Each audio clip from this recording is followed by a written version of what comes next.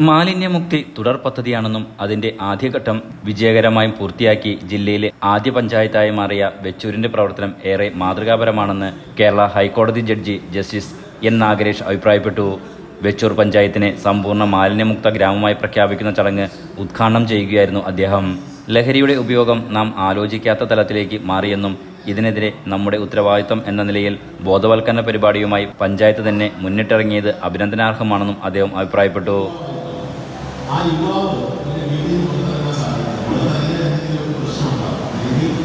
Addiction സെന്ററിലെ ഇന്നത്തെ പത്രത്തിലുമായിരുന്നു കേരളത്തിൽ ഈ അഡിക്ഷൻ സെന്ററുകളിൽ ചികിത്സ ഇപ്പോൾ തേടിക്കൊണ്ടിരിക്കുന്ന കുട്ടികളുടെ യുവാക്കളുടെ എണ്ണം 11,700 നിസ്സാരമായ സംഖ്യയല്ല. 11,700 ഈ 11,700 പേര് ഈ അഡിക്ഷൻ സെന്ററിൽ ചികിത്സ നേടുന്നു എന്ന് പറയുമ്പോൾ ആ ചികിത്സ തേടാത്ത യുവാക്കളുടെ ചെറുപ്പക്കാരുടെ എണ്ണം എത്രയാണ്? ഇടയാഴം സെന്റ് ജോസഫ് പള്ളി പാരിഷ് ഹാളിൽ നടന്ന ചടങ്ങിൽ ഗ്രാമപഞ്ചായത്ത് പ്രസിഡന്റ് KR ശൈലകുമാർ അധ്യക്ഷത വഹിച്ചു.